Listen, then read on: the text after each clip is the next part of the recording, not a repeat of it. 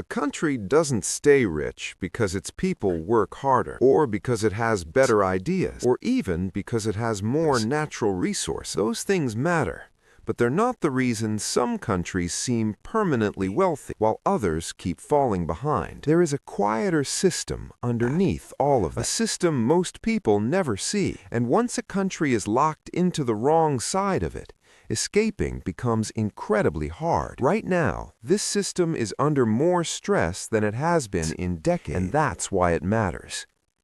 Because the gap between rich countries and poor countries isn't just growing, it's being actively maintained. Let's start with a simple question. It sounds obvious, but isn't. Why can countries like the United States, Japan, or Germany borrow trillions of dollars, while other countries struggled to borrow even a few billion? They're all borrowing money.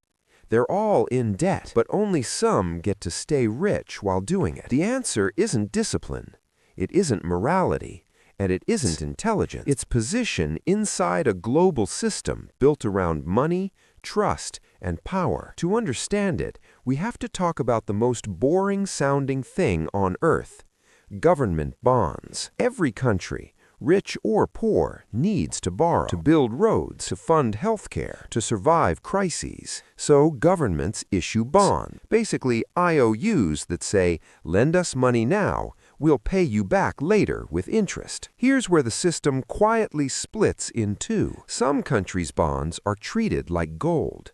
Others are treated like a gamble. U.S. Treasury bonds are considered so safe that when the world panics, investors rush to buy them. Not because the U.S. has no debt.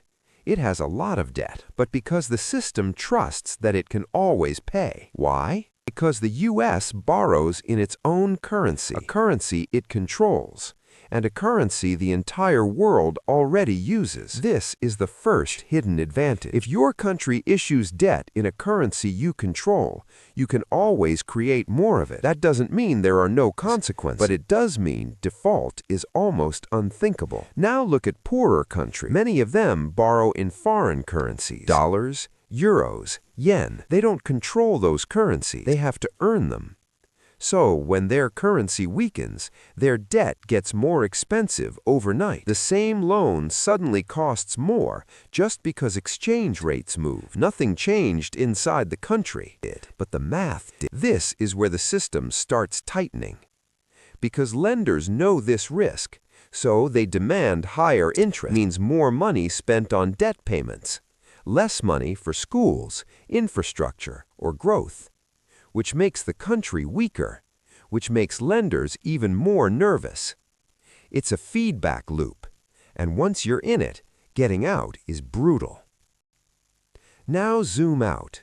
Who decides which bonds are safe? Credit rating agencies, institutions that assign letters to countries like grades: AAA, BBB, junk. One downgrade can cost a country billions in higher borrowing costs. And here's the uncomfortable part. These ratings aren't purely objective.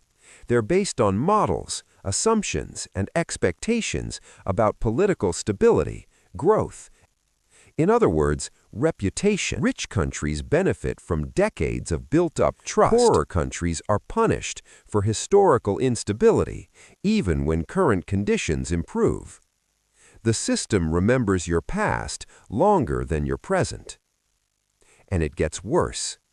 Global investors, like pension funds and insurance companies, are often legally required to hold safe assets, which means they're forced to buy bonds from already rich countries. More demand means lower interest rates. Lower interest rates means cheaper borrowing. Cheaper borrowing means more room to invest and stabilize. It's not just that rich countries are trusted. The system is designed to keep trusting them. Now let's talk about the quiet superpower that sits at the center of all this: reserve currencies. The US dollar is the main one. It's used for trade, oil, debt, and global savings. This creates constant demand for dollars, which allows the U.S. to borrow more cheaply than almost anyone else. Other rich countries benefit too. if their currencies are considered stable. Poorer countries don't get this privilege. They have to earn foreign currency through exports or borrowing. And if global demand drops or commodity prices fall, they're squeezed instantly. It's like running an economy on a treadmill that speeds up when you're tired. Now here's the irony. Rich countries lecture poorer ones about debt, about responsibility, about discipline. But rich countries survive high debt because the system bends around them. Poor countries collapse under far smaller debt because the system tightens against them. Same action, different outcomes. This isn't a conspiracy. It's worse. It's structural. Built over decades, reinforced by markets, institutions, and habits that reward safety, defined by history, not potential.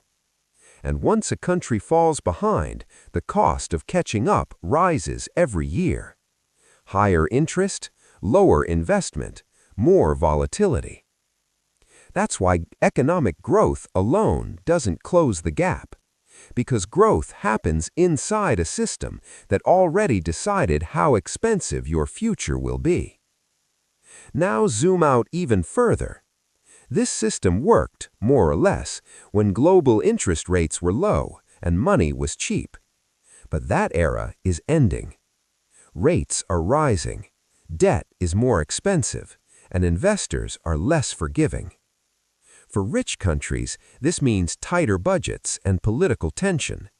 For poorer countries, this means something more dangerous: debt crises, currency collapses, austerity. We're already seeing it. Countries cutting spending, not because they want to, but because the math leaves no choice. The hidden system is no longer invisible. It's starting to bite. And here's the unresolved question. Can a global financial system built on trust, reputation, and historical power ever allow latecomers to truly catch up? Or is staying rich less about what you do and more about where you already stand when the system decides who gets the benefit of the doubt?